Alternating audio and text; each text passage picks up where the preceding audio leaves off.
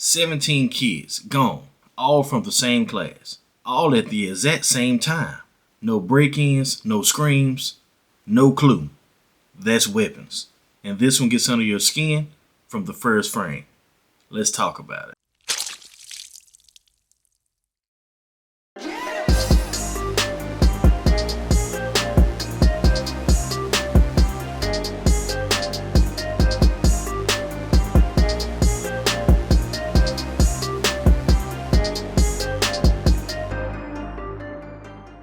What's going on? It's Trey here. Since you found me, you might as well hit that subscribe button and give me a like for more content. And today we're going to be talking about Weapons, the newly released 2025 horror, directed by Cregger, the same mind behind one of my favorite horror films, Barbarian. This one is starring Garner and Josh Brolin. This is a horror mystery that doesn't rely on cheap jump scares. The story? One night, all but one child disappeared from Justine Gandy's class, all without a trace. Garner plays Justine, a teacher caught between guilt and fear, and also determination. Josh Brolin plays Archer, a father who would burn the world down to find his missing son. And that's where the tension starts. Two different people, two desperate searchers, both racing against something they can't understand. Performances in this film, they were good to say the least. Garner really impressed me after recently being introduced to her in Fantastic Four as the Silver Surfer Shia LaBeouf. Here, she really gets the flex. Her character is layered, you feel her anxiety and her frustration, and that stubborn need to push forward when everyone else is telling her to back off. Josh Brolin, man, he nails it. He plays that gritty, determined dad role. It's believable from the moment he's on screen. You can see the toll the search takes on him throughout the film, and it never feels overreacted. The direction of this film was great. Cregger, he was in his bag in this one. You can tell he learned from the film Barbarian, the way he plays with silence, shadows, and the framing. Man, there are shots in here that just straight up gave me goosebumps. It's not constant jump scares, it's long stretches of unease where you're looking at every corner in the room of the frame wondering what might move. He uses darkness like a weapon in this. Sometimes you just get a silhouette slowly taking shape, and then your mind does the rest. And I really enjoyed that. What works for me in this film, what I really like is the structure. It's told from multiple perspectives before locking on to Justine and Archer. That makes the mystery feel bigger, and like the whole town is part of this weird puzzle. The horror feels earned, not trying to bombard you with gore and loud noises. It's tension, camera movement, sound design, and pacing that makes your skin crawl.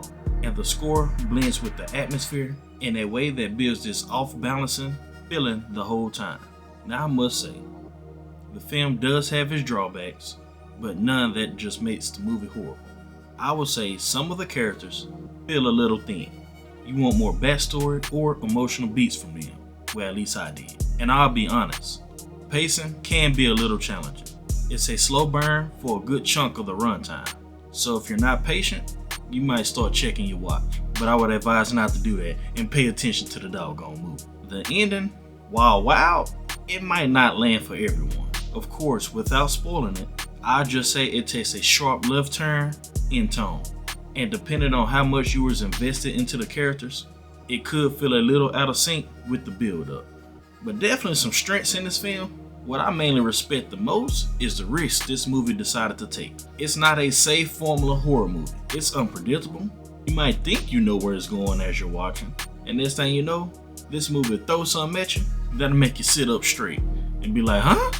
And this movie is not afraid to get weird. There are moments in here where you're not even sure what's real, and it keeps you talking and wondering even after the credits roll, which is more than I can say for half the horror movies that have came out. But for me, honestly, I went into this film blind.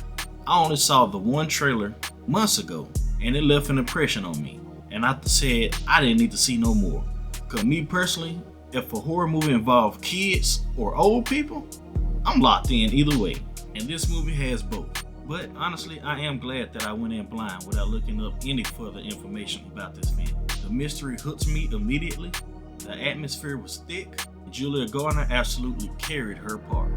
The camera work and sound design is top tier for modern horror, but yeah, the slow pacing, and the lack of deeper emotional character attachment, it just kept it from being a 10 out of 10 for me. Honestly, it is still one of the creepiest films I have seen in years. And I'm not even joking. But my final thoughts, if you're looking for a horror movie that's going to spoon feed you answers, this ain't it. This is tension, mystery, and unease, layered with just enough payoff to keep you wondering long after the credits roll. But for me, Weapons is an easy 8 out of 10. It's creepy, it's original, and it takes swings that most modern horror movies wouldn't even attempt. But like I mentioned, go in blind if you can, that'll make it that much interesting. But that's it for my review. If you seen Weapons, let me know what you guys thought. Were you feeling the ending, or did it lose you? Let me know in the comments. But also, if you made it to this far of the video, I appreciate you. And be sure to subscribe and like on your way out. It deeply helps the channel. But also, be sure to follow for any more movie news, reviews, or anything of that nature. Because it's possible. If you've seen it, I've seen it too.